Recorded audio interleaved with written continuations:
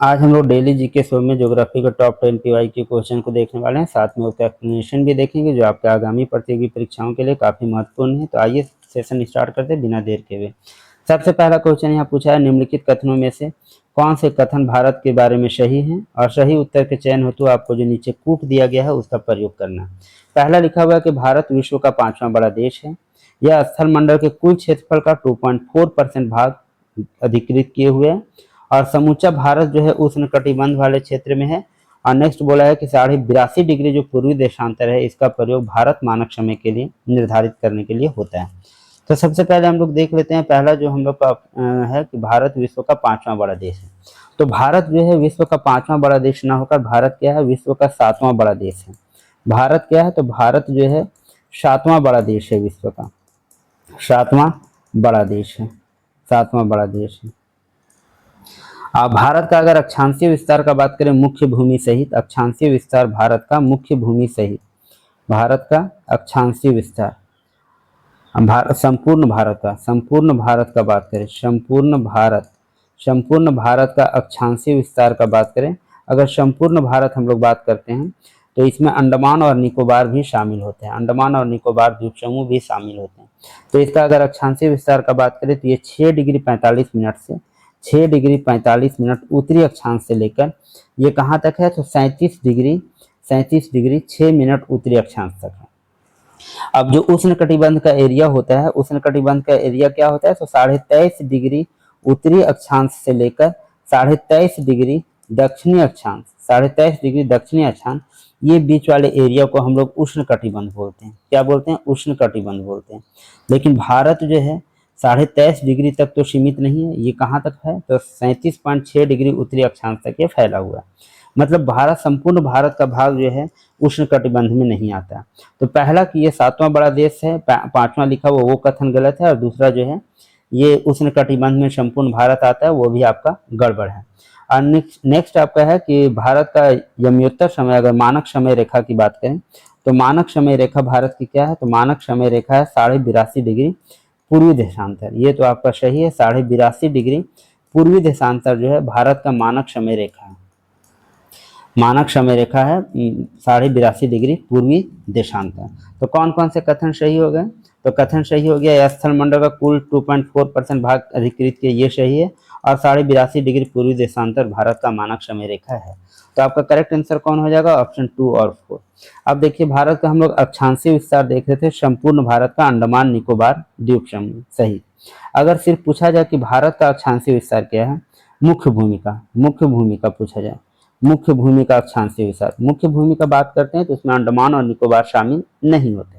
तो मुख्य भूमि का अगर अक्षांशीय विस्तार का बात करें तो ये 8 डिग्री 4 मिनट उत्तर से लेकर, उत्तरी अक्षांश से लेकर ये कहाँ तक फैला हुआ है, तो 37 डिग्री 6 मिनट तक, 37 डिग्री 6 मिनट तक उत्तरी अक्षांश तक, ये मुख्य भूमि का अक्षांशीय विस्तार है। और देशांतरीय विस्तार का बात किया जाए तो देशांतरीय विस्तार कितना है इसका, 37 डिग्री 6 मिनट से लेकर पूर्वी देशांतर, 37 डिग्री 6 मिनट पूर्वी देशांतर से लेकर ये 68 डिग्री एक मिनट गड़बड़ हो गया, 68 डिग्री 7 मिनट, क्या हो गया, ये थोड़ा गड़बड़ हो गया, 1 मिनट हो गया, ये क्या है, अगर हम लोग बात करें किसका, बात करें देशांतरीय विस्तार का, तो देशांतरीय विस्तार क्या होगा, 68 डिग्री 7 मिनट, 68 डिग्री 7 मिनट पूर्वी देशांतर से लेकर 97 डिग्री 25 मिनट, 97 डिग्री 25 मिनट ये पूर्वी देशांतर से क्या फैला हुआ है, ये देशांतरीय विस्तार हो गया। 68 डिग्री 7 मिनट पूर्वी देशांतर से 97 डिग्री 25 मिनट पूर्वी देशांतर तक ये देशांतरीय विस्तार है। और ये इसका अक्षांशीय विस्तार है, 8 डिग्री 4 मिनट उत्तरी अक्षांश से लेकर 37 डिग्री 6 मिनट उत्तरी अक्षांश तक, ये इसका क्या है, अक्षांशीय विस्तार। ये मुख्य भूमि का बात है। अगर संपूर्ण भारत का पूछा जाए तो उसमें अंडमान निकोबार भी शामिल होंगे, और तब उसका अक्षांशीय विस्तार 6 डिग्री 45 मिनट से लेकर 37 डिग्री 6 मिनट के बीच होता है। नेक्स्ट प्रश्न देखते हैं कि कर्क रेखा निम्न में से किस राज्य से होकर गुजरती है। आपके ऑप्शन दिए गए हैं उड़ीसा से, झारखंड से, उत्तर प्रदेश से या फिर आंध्र प्रदेश। ये 4 ऑप्शन आपको दिए गए हैं। कर्क रेखा किस राज्य से होकर गुजरती है, तो कर्क रेखा किसको बोलते हैं, तो 23.5 डिग्री उत्तरी अक्षांश को हम लोग कर्क रेखा बोलते हैं। 23.5 डिग्री उत्तरी अक्षांश को क्या बोलते हैं हम लोग, कर्क रेखा बोलते हैं, जो भारत के 8 राज्यों से होकर गुजरती है। कितने राज्यों से होकर गुजरती है? 8 राज्यों से गुजरती है, 8 राज्यों से गुजरती है। और 8 राज्य कौन कौन है? 8 राज्य कौन कौन है? 8 राज्य हैं आपके कौन कौन? इसको याद करने का ट्रिक है, बहुत ट्रेडिशनल ट्रिक है। क्या ट्रिक है? मित्र पर गमछा झार। क्या है? मित्र पर गमछा झार, मित्र पर गमछा झार। ये बहुत ट्रेडिशनल ट्रिक है, इसका उपयोग शब्द याद करने के लिए करते हैं। भारत के 8 राज्यों को जिससे कर्क रेखा होकर गुजरती है। तो कौन कौन से हो गए? मित्र से, मी से हो गया आपका मिजोरम, मी से आपका हो गया मिजोरम, मी से हो गया कौन? मिजोरम। त्र से हो गया आपका त्रिपुरा, मिजोरम हो गया, त्रिपुरा हो गया। फिर नेक्स्ट हो गया प से हो गया पश्चिम बंगाल, प से क्या हो गया? पश्चिम बंगाल हो गया। नेक्स्ट हो गया र से हो गया राजस्थान, र से क्या हो गया? राजस्थान हो गया। नेक्स्ट हो गया आपका ग से गुजरात हो गया, ग से क्या हो गया आपका? गुजरात हो गया। नेक्स्ट हो गया आपका म से मध्य प्रदेश, म से क्या हो गया? मध्य प्रदेश हो गया, मध्य प्रदेश हो गया। छ से हो गया छत्तीसगढ़, छ से क्या हो गया आपका? छत्तीसगढ़ हो गया। और झार से हो गया झारखंड, झार से हो गया झारखंड। तो ये जो है टोटल 8 स्टेट हैं, मिजोरम, त्रिपुरा, पश्चिम बंगाल, राजस्थान, गुजरात, मध्य प्रदेश और छत्तीसगढ़ तथा झारखंड। इससे होकर आपके कर्क रेखा गुजरती है। ऑप्शन में आपको कौन करेक्ट आंसर हो जाएगा? करेक्ट आंसर हो जाएगा आपका झारखंड, झारखंड से कर्क रेखा गुजरती है। हम लोग नेक्स्ट प्रश्न देखते हैं। नेक्स्ट प्रश्न है, निम्नलिखित भारत की नदियों में से कौन कर्क रेखा को 2 बार काटती है? बहुत इंपॉर्टेंट प्रश्न, बहुत बार एग्जाम में इसको पूछा गया। कौन सी नदी है जो कर्क रेखा को 2 बार काटती है? कर्क रेखा कौन हो गया? 23.5 डिग्री उत्तरी अक्षांश को हम लोग कर्क रेखा बोलते हैं। आपके ऑप्शन है माही नदी, चंबल नदी, नर्मदा नदी या फिर उपयुक्त में से कोई नहीं। तो इन नदियों में माही नदी जो है वो कर्क रेखा को 2 बार काटती है। माही नदी का अगर उद्गम स्थान का बात किया जाए तो माही नदी का उद्गम स्थान कहाँ है? उद्गम स्थान है माही नदी का मध्य प्रदेश। उद्गम कहाँ से होता है इसका? तो उद्गम स्थान है इसका मध्य प्रदेश। कहाँ है? मध्य प्रदेश का उद्गम स्थान है। और तथा ये राजस्थान और गुजरात होते हुए, कौन कौन स्टेट होते हुए? राजस्थान और गुजरात होते हुए ये कहाँ? खंभात की खाड़ी में गिर जाती है। गुजरात होते हुए ये कहाँ मिल जाती है? तो खंभात की खाड़ी में, खंभात की खाड़ी में ये गिर जाती है नदी, खंभात की खाड़ी में गिर जाती है, खंभात की खाड़ी में गिर जाती है। और जिसमें से ये क्या करती है? तो कर्क रेखा को ये 2 बार काटती है। माही नदी क्या करती है? कर्क रेखा को 2 बार काटती है। नेक्स्ट हम लोग प्रश्न देखने वाले हैं। नेक्स्ट है कि जब भारतीय मानक समय के यमयोत्तर पर अर्धरात्रि है, एक स्थान पर सुबह का 6 बजता है, तो उस स्थान की अवस्थिति जिस यमयोत्तर पर है वो पूछा गया आपसे। तो सबसे पहले इसको समझ लीजिए। भारतीय मानक समय में अर्धरात्रि है, अर्धरात्रि मतलब रात के 12 बजे है। रात के कितना बजे हैं? रात के 12 बजे, रात के 12 बजे हुए अर्धरात्रि है। और दूसरा जगह है वहाँ सुबह का 6 बजा हुआ है, सुबह का 6 बजा हुआ है। दूसरा कोई जगह है सुबह का 6 बजा हुआ है। कितना अंतर है दोनों के समय में? दोनों के समय में अंतर का बात करें तो अंतर कितना है? अंतर है 6 घंटे का, 6 घंटे का अंतर है। तो पूछा जा रहा है कि ये जो जगह होगा जहाँ सुबह का 6 बजा हुआ है, जब भारत में रात के 12 बजे हैं, तो कितना डिग्री देशांतर पे स्थित है? तो देखिए हम लोग एक चीज जानते हैं कि अगर हम लोग 1 डिग्री पूर्वी देशांतर की तरफ जाते हैं, 1 डिग्री पूर्वी देशांतर की तरफ जाते हैं, पूरब की तरफ अगर 1 डिग्री जाते हैं पूर्वी देशांतर की तरफ, तो 4 मिनट समय जो है वो आगे हो जाता है। कितना मिनट समय आगे हो जाता है? 4 मिनट समय। तो अगर हम लोग 15 डिग्री पूर्वी देशांतर की तरफ जाएंगे तो कितना समय आगे हो जाएगा? 15 चौक 60 मतलब 60 मिनट, मतलब 1 घंटा जो समय है वो आगे हो जाता है अगर हम लोग 15 डिग्री पूर्वी देशांतर की तरफ जाएंगे तब। अभी हम लोगों का समय कितना आगे है? तो 6 घंटा आगे है। तो 6 घंटा के लिए हम लोगों को कितना पूर्वी देशांतर की तरफ जाना पड़ेगा? तो 6 गुने 15 मतलब 90 डिग्री पूर्वी देशांतर अगर आप और चले जाते हैं भारत से, और 90 डिग्री पूर्वी देशांतर, तो वहाँ पे सुबह के 6 बजे होंगे अगर भारत में रात के 12 बजे हैं। तो भारत का जो मानक समय रेखा है वो कितना है? तो 82.5 डिग्री आपका है। 82.5 डिग्री ये भारत का मानक समय रेखा है। 82.5 डिग्री पूर्वी देशांत है, ये भारत का मानक समय रेखा है। उसमें 90 डिग्री आपको और पूर्व की तरफ जाना पड़ेगा। मतलब आप कहाँ पे चले जाएंगे? तो 172 डिग्री 30 मिनट पूरब, 172 डिग्री 30 मिनट पूरब की तरफ आपको जाना पड़ेगा। तो 172 डिग्री 30 मिनट पूरब में अगर रात के भारत में 12 बजे हैं तो 172 डिग्री 30 मिनट पूरब जो देशांतर होगा वहाँ पे सुबह के कितने बजे होंगे? तो 6 बजे होंगे। नेक्स्ट प्रश्न देखते हैं। नेक्स्ट प्रश्न है, भारत का वह कौन सा स्थान है जहां बंगाल की खाड़ी, अरब सागर और हिंद महासागर जो है तीनों मिलते हैं? भारत का वह कौन सा स्थान है? ये पूछा जा रहा है। ऑप्शन है आपके कन्याकुमारी है, इंदिरा पॉइंट है, नागरकोइल है या फिर रामेश्वरम है। तो आपका जो वो स्थान है जहाँ पे अरब सागर, बंगाल की खाड़ी और हिंद महासागर मिलते हैं, वो कौन है? कन्याकुमारी। कौन है आपका? कन्याकुमारी। कन्याकुमारी भारत की मुख्य भूमि के दक्षिणी छोर पर स्थित है कन्याकुमारी, जहाँ पे तीनों महासागर जो है, मतलब अरब सागर, बंगाल की खाड़ी और हिंद महासागर तीनों मिलते हैं। कन्याकुमारी का बात करें तो किस राज्य में है? किस राज्य में है कन्याकुमारी? तो राज्य है आपका तमिलनाडु। किस राज्य में है? तमिलनाडु में है। और यह जो है प्रायद्वीपीय भारत का सबसे अंतिम छोर है। प्रायद्वीपीय भारत का सबसे अंतिम छोर है। प्रायद्वीपीय भारत का अंतिम छोर है। भारत का अंतिम छोर है। अंतिम छोर, अंतिम छोर है कौन? कन्याकुमारी। नेक्स्ट हम लोग प्रश्न देखते हैं। नेक्स्ट प्रश्न, निम्न में से किस राज्य की सीमा बांग्लादेश से नहीं लगती है? ये पूछा जा रहा है किस राज्य की सीमा जो है बांग्लादेश से नहीं मिलती। आपके ऑप्शन दिए गए हैं।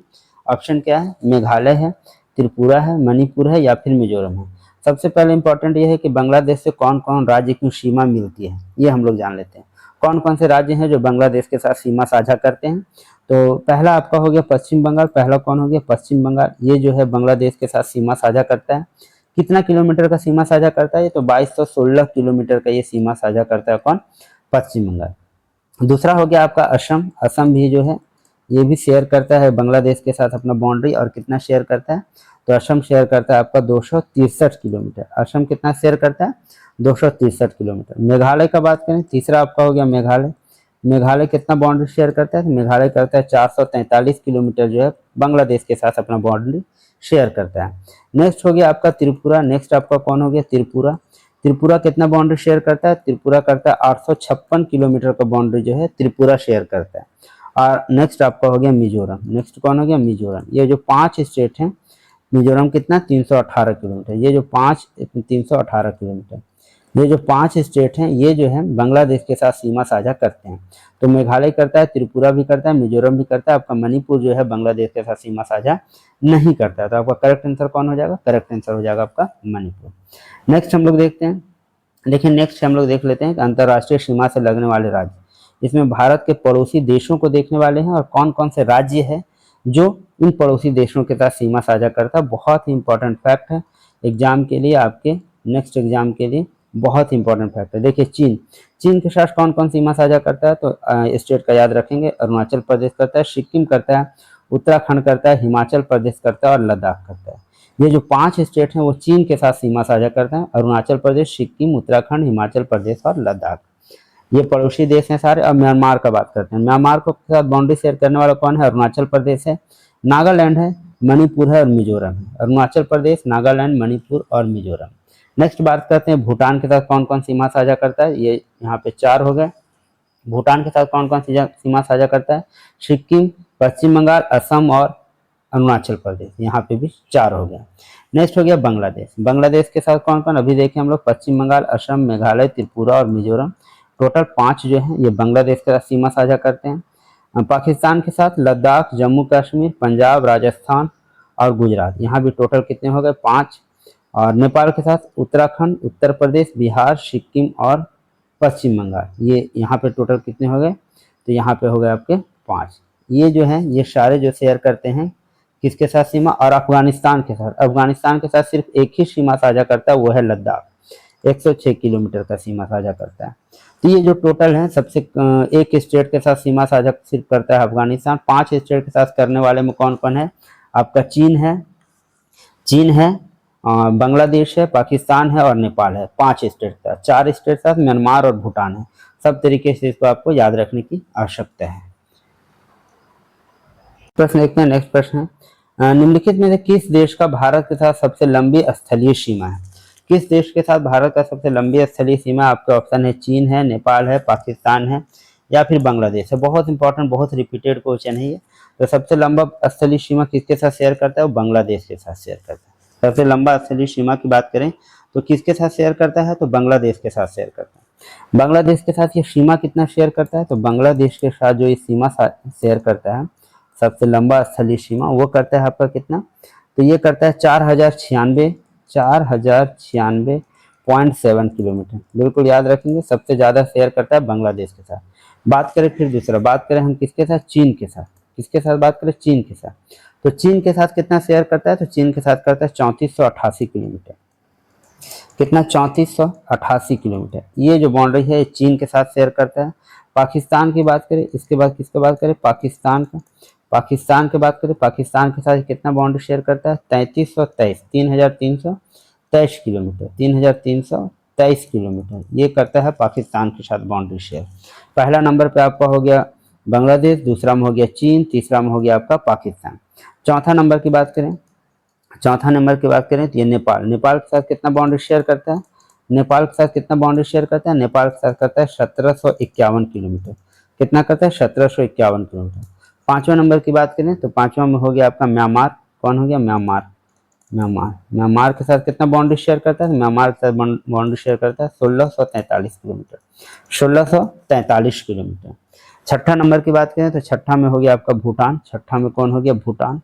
छठा में हो गया भूटान। अब भूटान के साथ कितना बाउंड्री शेयर करता है, भूटान के साथ करता है 699 किलोमीटर, 699 किलोमीटर। और सातवां नंबर की बात करें तो सातवां में हो गया आपका कौन, सातवां में हो गया आपका अफगानिस्तान। सातवां में कौन हो गया, अफगानिस्तान। अफगानिस्तान के साथ कितना बाउंड्री शेयर करता है, तो अफगानिस्तान के साथ बाउंड्री शेयर करता है 106 किलोमीटर।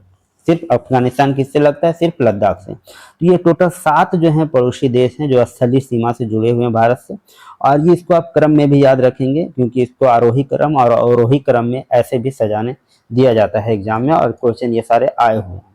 तो पहला में बांग्लादेश, दूसरा में चीन, तीसरा में पाकिस्तान, चौथा में नेपाल, पांचवा में म्यांमार, छठा में भूटान और सातवां में आपका अफगानिस्तान। अगर पूछा जाए ये कि भारत जो है पड़ोसी देशों के साथ कुल कितना स्थलीय सीमा शेयर करता है, टोटल अगर पूछा जाए तो आपका आंसर होगा 15,106.7 किलोमीटर, 15,106.7 किलोमीटर।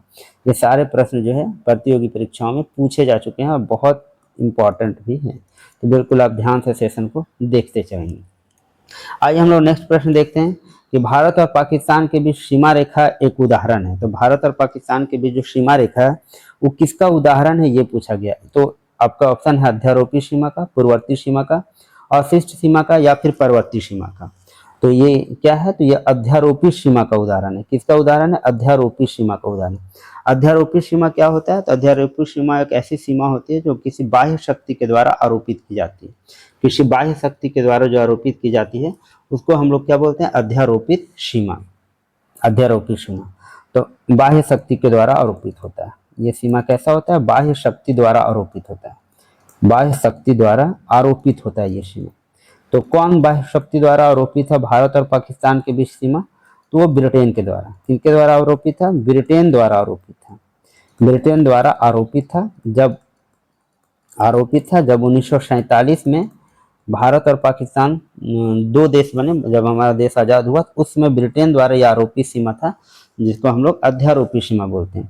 अगर आपसे ये पूछा जाए कि भारत और पाकिस्तान के बीच जो सीमा रेखा है उसका नाम क्या पूछे, तो भारत और पाकिस्तान के बीच जो सीमा रेखा है इसका नाम क्या है, तो इसका नाम है रेड क्लिफ। क्या नाम है, रेड क्लिफ रेखा। रेड क्लिफ रेखा याद रखेंगे, रेड क्लिफ रेखा नाम है भारत और पाकिस्तान के बीच। अगर आपसे ये पूछा जाए कि भारत और अफगानिस्तान के बीच जो सीमा है, भारत और अफगानिस्तान के बीच जो सीमा है जो लद्दाख से लगता है, भारत और अफगानिस्तान के बीच जो सीमा है उसका नाम क्या है, डूरंड रेखा। क्या नाम है, डूरंड रेखा। ये इसका निर्धारण कब हुआ था, तो इसका निर्धारण हुआ था 1893 ईस्वी में। कब हुआ था इसका निर्धारण, 1893 ईस्वी में इसका निर्धारण हुआ था। ब्रिटिश कर्नल थे मॉर्टिमर डूरंड, उन्हीं के नाम पे रखा गया था डूरंड रेखा। क्या नाम था, मॉर्टिमर डूरंड नाम था, उन्हीं के नाम पे ये डूरंड रेखा नाम रखा गया था। भारत और अफगानिस्तान के बीच जो रेखा है डूरंड रेखा 1893 में। तो ब्रिटिश कर्नल मॉर्टिमर डूरंड ने अफगानों के साथ समझौते के माध्यम से, अफगान के साथ समझौता के माध्यम से, नाम लिख दे रहेगा मॉर्टिमर डूरंग, याद रखिएगा मॉर्टिमर डूरंग, डूरंड नाम था ये ब्रिटिश कर्नल का। 1893 में भारत और अफगानिस्तान के बीच सीमा रेखा बना। अच्छा ये पूछा जाए कि भारत और चीन के बीच का सीमा रेखा, भारत और किसके बीच, चीन के बीच का सीमा रेखा, इसका क्या नाम है, मैकमोहन रेखा। क्या नाम है, मैकमोहन रेखा। याद रखेंगे इसका नाम क्या है, मैकमोहन रेखा। ये सारे इंपॉर्टेंट रेखा है, बाउंड्रीज हैं जो आपको याद होनी चाहिए। आइए हम लोग नेक्स्ट प्रश्न देखते हैं। नेक्स्ट प्रश्न क्वेश्चन नंबर 9। भारत से उपबंध पूरा चुंबकीय परिणामों के संकेत मिलते हैं कि भूतकाल में भारतीय स्थलपिंड सरका है। तो भारतीय स्थलपिंड किधर सरका है ये पूछा जा रहा है आपसे।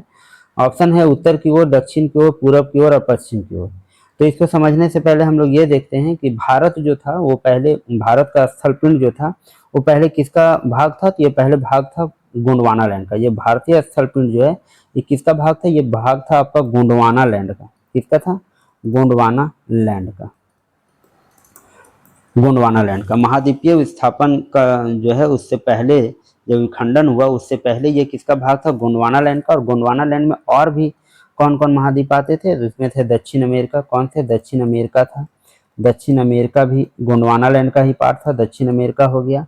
फिर हो गया आपका अफ्रीका। ये सारे गोंडवाना लैंड के पार्ट थे। दक्षिण अमेरिका हो गया, फिर अफ्रीका हो गया, फिर आपका अंटार्कटिका हो गया, फिर क्या हो गया? अंटार्कटिका हो गया, अंटार्कटिका हो गया, और हो गया ऑस्ट्रेलिया। और कौन हो गया? ऑस्ट्रेलिया। ऑस्ट्रेलिया। ये सारे क्या थे? तो ये सारे गोंडवाना लैंड के पार्ट थे। लेकिन 200 मिलियन वर्ष पूर्व, 200 मिलियन वर्ष पूर्व इसमें विखंडन हुआ। 200 मिलियन वर्ष पूर्व क्या हुआ? 200 मिलियन वर्ष पूर्व गोंडवाना लैंड में विखंडन हुआ। और भारतीय स्थल पिंड जो है, भारतीय स्थल पिंड जो है वो किधर सरका है? तो भारतीय स्थल पिंड जो है उत्तर की ओर सरका है। भारतीय स्थल पिंड किधर सरका है? तो उत्तर की तरफ सरका है। उत्तर की तरफ ये सरका है। उत्तर की तरफ सरका है। तो यही आपका प्रश्न पूछा जा रहा है कि भारत के उपबंध पुराचंबकीय परिणामों के संकेत मिले जिसमें भूतकाल में भारतीय स्थल पिंड सरका है। किधर सरका है? तो उत्तर की तरफ सरका है। ये सारे जो क्वेश्चन जो हैं PYQ हैं, बहुत बार एग्जाम ये रिपीटेड क्वेश्चन है। नेक्स्ट हम लोग प्रश्न देखते हैं कि भारत कितने प्राकृतिक प्रदेशों में विभाजित है। ऑप्शन है 4 है, 6 है, 7 है या 8 है। तो भारत कितने प्राकृतिक प्रदेशों में विभाजित है? तो भारत आपका 4 प्राकृतिक प्रदेशों में विभाजित है। कितने प्राकृतिक प्रदेशों में? याद रखेंगे 4 प्राकृतिक प्रदेशों में। 4 प्राकृतिक प्रदेशों में विभाजित है आपका भारत। 4 प्राकृतिक प्रदेशों में कौन कौन है? तो पहला हो गया आपका उत्तर का पर्वतीय क्षेत्र। कौन हो गया? उत्तर का पर्वतीय क्षेत्र। उत्तर का पर्वतीय क्षेत्र, ये पहला प्राकृतिक प्रदेश हो गया, उत्तर का पर्वतीय क्षेत्र। दूसरा हो गया आपका, दूसरा हो गया विशाल मैदान। दूसरा कौन हो गया? विशाल मैदान। दूसरा हो गया आपका विशाल मैदान। तीसरा हो गया आपका, तीसरा कौन हो गया? तीसरा हो गया प्रायद्वीपीय पठार। तीसरा कौन हो गया? प्रायद्वीपीय पठार। प्रायद्वीपीय पठार ये आपका हो गया तीसरा। प्रायद्वीपीय पठार हो गया तीसरा। और चौथा हो गया आपका तट एवं द्वीप। चौथा कौन हो गया? तट एवं द्वीप। तो ये 4 प्राकृतिक प्रदेशों में इसको विभाजित किया गया है, तट एवं द्वीप। तो ये आज हम लोग ज्योग्राफी के टॉप 10 बहुत इंपॉर्टेंट PYQ क्वेश्चन को देखें।